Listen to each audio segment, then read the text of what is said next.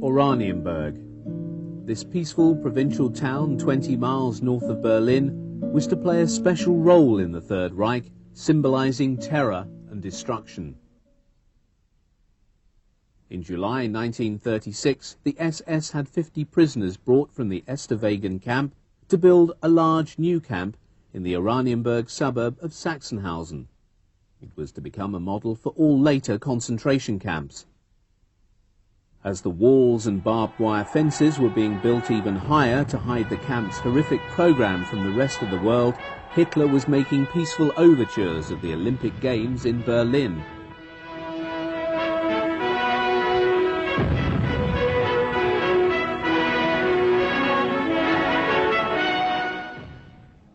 On the 13th of March 1938, German troops annexed Austria.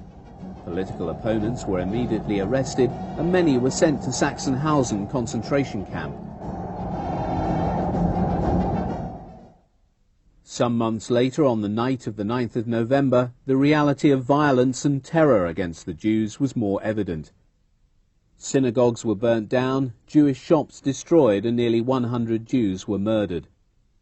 This state-sponsored pogrom was silently tolerated and even welcomed by the German people. The next day, the Jewish population was swept by a wave of arrests.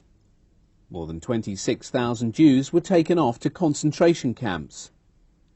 This included 6,000 Jews transported from Berlin to Sachsenhausen. A number were murdered, some were detained, but the majority were released, only to be rearrested and incarcerated at a later date. In March 1939, German troops marched into independent Czechoslovakia. The universities were closed, and the students protesting against the occupation were arrested and deported to Sachsenhausen.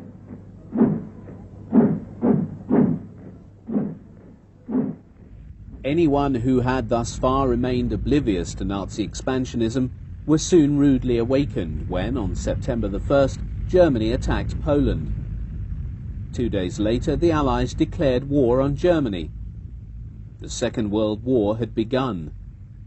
This was greeted with enthusiasm by the majority of the German people.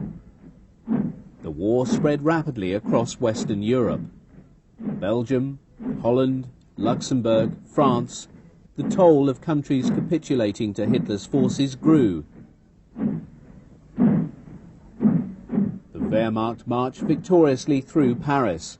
Hitler was one step nearer world domination. The occupying forces ruled through violence and terror. As a result, in France, as elsewhere, young resistance fighters soon fell into the hands of Nazi police and Nazi justice. Russian prisoners of war such as these at Minsk suffered the same fate as the political opponents of Nazism. These prisoners were transported to Sachsenhausen, where a particularly harsh fate awaited them. Peoples from all nations against which the Wehrmacht conducted its relentless war were locked up in concentration camps. By the end of the war, soldiers and civilians from over 40 countries had passed through the camp at Sachsenhausen.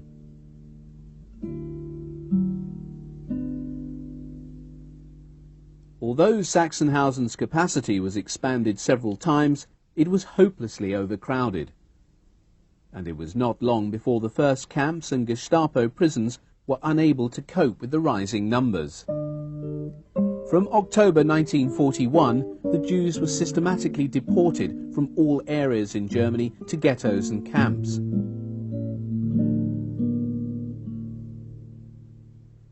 The camps they were sent to were mainly in the east, such as Auschwitz. In October 1942, 454 Jews were sent from Sachsenhausen to Auschwitz. The Gypsies, like the Jews, were also subjected to systematic persecution. Hitler's program was to eradicate these people from Europe, along with homosexuals, Jehovah's Witnesses, and so-called antisocial elements, the people with worthless lives, as the Nazis put it. Together, these people were the earliest victims of organized mass exterminations in concentration camps. As the war progressed, more and more concentration camps were needed throughout the Reich to accommodate the ever-growing mass of prisoners. The large intake of prisoners to Sachsenhausen caused a steady decline in living conditions. Each barrack was originally designed to house 140 inmates. Instead, 400 were crammed into the wooden hovels, suffering beatings from SS guards. From as early as 1933, most leading communists were under arrest. Social Democrats also paid for their anti-Nazi views. Julius Leber, a Social Democrat leader, was one of the first prisoners in Sachsenhausen. Released in 1937, he was later executed in connection with the attempted assassination of Hitler on July 20th, 1944. Hans von Dohnanyi, one of the key figures in the attempt, was murdered in Sachsenhausen in 1945. Berlin priest Martin Niemöller was incarcerated in Sachsenhausen as a personal prisoner of Hitler. The cell block in Sachsenhausen was for punishments. Prisoners who contravened camp regulations or fell from grace in any way were placed in detention in a blacked-out cell. Here, food rations were even more meagre than usual. For many, a visit to the cells meant certain death. There were also special cells used by the Berlin Gestapo for interrogation and torture. Prisoners were suspended from these hanging posts by their arms, which were shackled behind their backs. For many camp inmates, imprisonment was effectively a death sentence. From August of 1941, approximately 10,000 Russian prisoners of war were brought to Sachsenhausen to be executed, mostly by shooting. Their bodies were taken to the crematorium for burning in the ovens. The concentration camp inspectorate were responsible for the administration and planning of all the concentration camps in German-held territory. From 1938, its offices were based inside the camp at Sachsenhausen. Theodor Eicher was its first inspector. He had previously been in charge of Dachau concentration camp. In March 1942, the inspectorate was incorporated with the Central Department for Economic Administration. The head of this department, Oswald Pohl, had previously pointed out the potential use of the camp inmates as a workforce. From this point on, the prisoners were exploited even more mercilessly as slave workers. Rudolf Höss was in charge of Department Group D under this administration. His department was responsible for the prison conditions and the murder of prisoners in the concentration camps and the mass murders in the extermination camps. Over 200,000 people were incarcerated in Sachsenhausen between 1939 and 1945.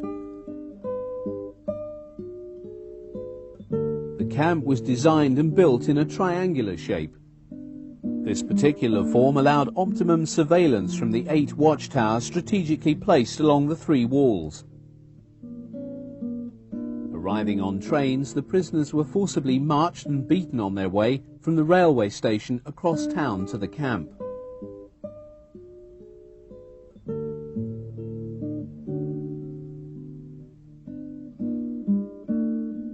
On this parade ground, prisoners stood for hours, morning and night, day after day, for barrack roll calls.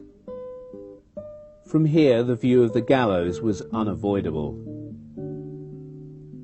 The whole camp was surrounded by a high-tension electric barbed wire fence. Escape was impossible. Desperate inmates committed suicide by throwing themselves into the wire mesh. There was dire overcrowding in the barracks. In each barrack there was a small single washroom containing 7 toilets, shared by over 400 inmates. This was the pathology lab. Corpses of inmates that had died from the effects of experiments which were carried out in the sick bay were brought here for dissection and examination.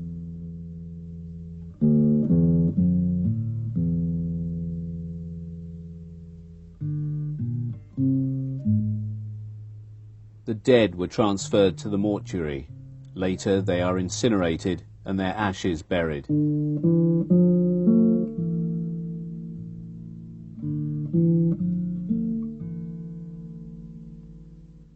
Just outside the perimeter fence there was a special camp.